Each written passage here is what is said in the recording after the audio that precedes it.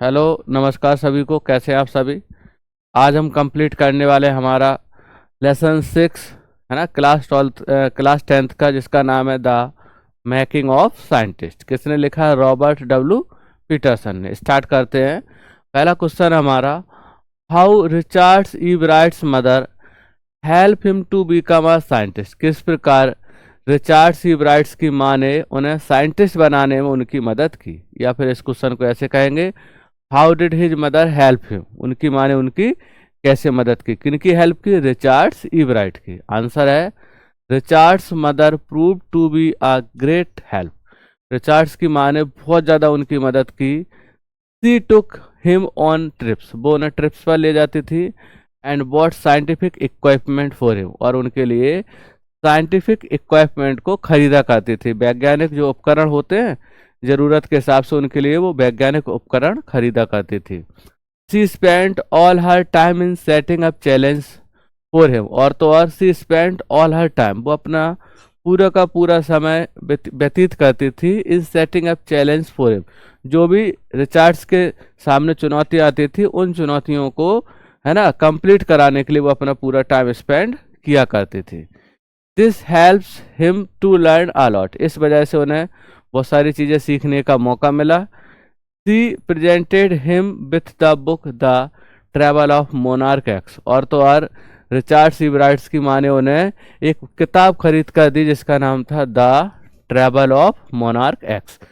The book change Richards life for ever, और इस किताब ने रिचर्ड सीवराइट्स के जो रिचर्ड सीवराइट्स हैं उनकी लाइफ को पूरे तरीके से बदल दिया। ठीक है। अगला क्वेश्चन है, what are the qualities that go into the making of a scientist. अगर आपको एक साइंटिस्ट बनना है तो ऐसी कौन सी क्वालिटीज हैं जो आपके अंदर होना चाहिए। आंसर है, there are 3 essential qualities that make a scientist. निम्नलिखित 3 क्वालिटियां हैं जो निम्नलिखित 3 आवश्यक क्वालिटियां हैं जो हमें साइंटिस्ट बनाती हैं। The first is a first rate mind. पहली क्वालिटी क्या है कि हमारा माइंड कैसा होना चाहिए? फर्स्ट रेट का होना चाहिए, मतलब अच्छा माइंड होना चाहिए। Next is the presence of curiosity. दूसरी बात क्या है कि हमारे अंदर कोई चीज को जानने की उत्सुकता होना चाहिए, है ना। Last but not the least, last है, it is the will to do the best. Last क्या होता है कि हमारे पास कुछ अच्छा करने की विल होना चाहिए, इच्छा शक्ति होना चाहिए। And win for the right reason, और हमें जीतने के लिए राइट रीजन आना चाहिए। तो साइंटिस्ट बनने के लिए हमारे अंदर 3 मुख्य क्वालिटियां हैं। एक तो फर्स्ट रेट माइंड होना चाहिए, मतलब माइंड हमारा जो है प्रॉपर वर्क करना चाहिए। पता चले हम काम कर रहे हैं साइंटिस्ट बनने का और चलाने लगे इंस्टाग्राम, तो नहीं बन पाना साइंटिस्ट, है ना। दूसरी चीज़ क्या थी? हमारे अंदर कोई चीज़ को जानने की क्यूरियोसिटी होना चाहिए। तीसरी चीज़ क्या थी कि हमारे अंदर कोई भी काम को करने की इच्छा शक्ति होना चाहिए। अगला क्वेश्चन है, what experiment and projects does he then undertake. उन्होंने कौन कौन से एक्सपेरिमेंट करे और कौन कौन से प्रोजेक्ट्स करे। किसके बारे में बात चल रही है? रिचर्ड ईवराइट के बारे में। तो ही अंडरटुक मैनी प्रोजेक्ट्स, रिचर्ड ईवराइट ने बहुत सारे प्रोजेक्ट पे काम करा। एंड एक्सपेरिमेंट, और बहुत सारे एक्सपेरिमेंट पे काम करा। ही वर्कड ऑन वाइसरो बटरफ्लाई, उन्होंने वाइसरो बटरफ्लाई पे काम करा। टू सो, दिखाया डेट की दे कॉपीड मोनार्क बटरफ्लाई। क्या दिखाया? कि वाइसरो बटरफ्लाई जो है वो मोनार्क बटरफ्लाई को क्या करती है? कॉपी करती है। He studies bright spot on the monarch pupa and discovered a new hormones. उन्होंने he studies bright spot on the monarch pupa, उन्होंने जो बटरफ्लाई होते हैं उनके ऊपर जो ब्राइट स्पॉट होते हैं उनके ऊपर स्टडीज की। And discover a new hormones, और क्या पता चलाया कि जो बटरफ्लाई होती है उनमें अलग अलग हार्मोन्स होते हैं। आल्सो ही फाउंड आउट, साथ साथ उन्होंने ये पता लगाया, how cell read their DNA, कि सेल जो होता है वो उनके डीएनए को कैसे रीड करता है। किसकी बात हो रही है यहाँ पे? बटरफ्लाइज की, है ना। बटरफ्लाई मीन्स क्या होता है? तितलियाँ। ठीक है। अगला क्वेश्चन है, how did a book become a turning point in Richard Ebright's life. किस प्रकार जो किताब थी वो रिचर्ड सीवराइट्स की लाइफ में एक टर्निंग पॉइंट बन गई। तो आंसर है, the book the third the book the travel of monarch x जो किताब थी, the travel of monarch x open the world of science of Richard, इसने रिचर्ड्स के जीवन में साइंटिस्ट बनने के एक रास्ते को खोल दिया। आफ्टर रीडिंग इट, इस किताब को पढ़ने के बाद, कौन सी किताब को पढ़ने के बाद? The travel of monarch X, इस किताब को पढ़ने के बाद he became interested in tracking the migration of butterflies, उन्होंने ही बीकेम इंटरेस्ट, उन्होंने इंटरेस्ट लेना प्रारंभ कर दिया in tracking the migration of butterfly, कि जो बटरफ्लाई है वो कहाँ तक माइग्रेशन कर रही है, कहाँ तक पलायन कर रही है। कोई भी बटरफ्लाई को छोड़ देते थे और फिर उसके बारे में पता लगाते थे कि हमारी बटरफ्लाई कहाँ तक ट्रैक कर रही है, कहाँ तक माइग्रेशन कर रही है। This interest led to him other projects, और इसी वजह से उन्हें दूसरे प्रोजेक्ट्स पे काम करने में इंटरेस्ट आया, एंड एक्सपेरिमेंट, और दूसरे एक्सपेरिमेंट करने पे उन्हें इंटरेस्ट आया।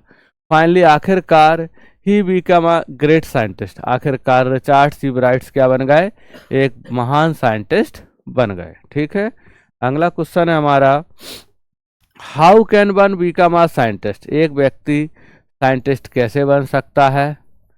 एन इकोनॉमिस्ट, या फिर कोई व्यक्ति इकोनॉमिस्ट कैसे बन सकता है, या फिर एक हिस्टोरियन कैसे बन सकता है? Does it simply involve reading many books, क्या केवल बहुत सारी किताबें पढ़ के आप साइंटिस्ट, इकोनॉमिस्ट या हिस्टोरियन बन सकते हो ऑन द सब्जेक्ट्स पर, है ना? या फिर ऐसे कहें, डज इट इन्वॉल्व ऑब्जर्विंग, या फिर इसमें ऑब्जर्व करना इन्वॉल्व होता है, थिंकिंग करना इन्वॉल्व होता है, एंड डूइंग एक्सपेरिमेंट, और एक्सपेरिमेंट करना भी इन्वॉल्व होता है। तो देखिए, मेरे हिसाब से केवल और केवल किसी सब्जेक्ट की किताब पढ़ने से ना ही आप साइंटिस्ट बन सकते हो, ना ही आप इकोनॉमिस्ट बन सकते हो, ना ही आप हिस्टोरियन बन सकते हो। अगर आपको साइंटिस्ट बनना है, इकोनॉमिस्ट बनना है, हिस्टोरियन बनना है, तो आपको चीज़ों को क्या करना पड़ेगा? ऑब्जर्व। ऑब्जर्व मीन्स क्या होता है? चीज़ों को देखना पड़ेगा कि चीज़ें कैसे हो रही हैं, क्यों हो रही हैं। ठीक है, आगे बढ़ जाते हैं। थिंकिंग करना पड़ेगा, चीज़ों के बारे में सोचना पड़ेगा, और बहुत सारे आपको एक्सपेरिमेंट करने पड़ेंगे। आंसर पे आ जाते हैं, रीडिंग मैनी बुक्स, बहुत सारी किताबें पढ़ने के बाद, ऑन द सब्जेक्ट, है ना, कह रहा है कोई भी सब्जेक्ट की बहुत सारी किताबें पढ़ने से इज नॉट एनफ, पर्याप्त नहीं होता है। मतलब बहुत सारी किताबें पढ़ना ही किसी सब्जेक्ट से पर्याप्त नहीं होता है एक साइंटिस्ट बनने के लिए, इकोनॉमिस्ट बनने के लिए और हिस्टोरियन बनने के लिए। तो क्या कहा है कि केवल और केवल किताबें पढ़ना पर्याप्त नहीं है। आगे बढ़ जाते हैं, one must develop the skill of observation, एक व्यक्ति को अवश्य चीज़ों को ऑब्जर्वेशन करने की स्किल को डेवलप करना चाहिए, एंड थिंकिंग, और एक व्यक्ति को थिंकिंग करने की, है ना, सोच को डेवलप करना चाहिए। Experiments need to be done, और बहुत सारे एक्सपेरिमेंट भी करना पड़ते हैं, है ना। One need to have a curiosity, और एक व्यक्ति को क्यूरियोसिटी होना चाहिए to explore and find new things, चीज़ों को एक्सप्लोर करने की और नई चीज़ों को फाइंड करने की। तो हमारे अंदर उत्सुकता होना चाहिए कि ये चीज़ कैसे हो रही है और क्यों हो रही है, तब जाके हम साइंटिस्ट बनेंगे। Above all one must work, अगर एक व्यक्ति इन सभी के साथ साथ मस्ट वर्क हार्ड, इन सभी चीज़ों पे बहुत ज़्यादा क्या करता है, कठिन परिश्रम करता है, not get upset bye failure, और वो अपने फेलियर से अपसेट नहीं होता है, तो एक व्यक्ति क्या क्या क्या बन सकता है? साइंटिस्ट बन सकता है, इकोनॉमिस्ट बन सकता है, हिस्टोरियन बन सकता है। तो इस क्वेश्चन में क्या पूछा गया था, क्या केवल कोई भी सब्जेक्ट की बहुत सारी किताबें पढ़ने से ही आप हिस्टोरियन बन सकते हो, है ना, साइंटिस्ट बन सकते हो, या फिर इकोनॉमिस्ट बन सकते हो? नहीं। तो हमें अगर साइंटिस्ट बनना है, इकोनॉमिस्ट बनना है और हिस्टोरियन बनना है, तो हमें क्या होना चाहिए? हमारे पास स्किल होना चाहिए चीज़ों को ऑब्जर्व करने की और चीज़ों के बारे में सोचने की। और तो और हमें कोई भी काम को करने के लिए क्या करना पड़ता है? एक्सपेरिमेंट भी करना पड़ता है। और एक व्यक्ति को अवश्य चीज़ों को एक्सप्लोर करने की क्या होना चाहिए? क्यूरियोसिटी होना चाहिए, है ना, नई नई चीज़ों को फाइंड आउट करने की क्यूरियोसिटी होना चाहिए। अगर ये चीज़ें हैं आपके पास, तब जाके आप क्या बन सकते हो? एक साइंटिस्ट, एक हिस्टोरियन और एक इकोनॉमिस्ट बन सकते हो। कहने का मतलब आपको हार्ड वर्क भी करना पड़ेगा, और आपको फेलियर मिल जाती है। अगर आप एक बार फेल हो जाते हो कि यार अब हम कैसे साइंटिस्ट बनेंगे, हमने इतना अच्छे से मतलब प्रैक्टिकल किया, इतना एक्सपेरिमेंट करा और साइंटिस्ट नहीं बन पाए, तो आपको घबराना नहीं है, because practice make a man perfect, क्योंकि करत करत अभ्यास के जड़ मत हो सुजान, और रस्सी आवत जावत से पत्थर परत निशान। तो हमें बार बार प्रैक्टिस करना है, और प्रैक्टिस करने के बाद ही तो हम आगे बढ़ेंगे। तो बहुत सारे एक्सपेरिमेंट करेंगे, और अगर फेलियर होती है तो उससे घबराना नहीं, तब जाके आप साइंटिस्ट, हिस्टोरियन और इकोनॉमिस्ट बन सकते हो। अगला क्वेश्चन है हमारा,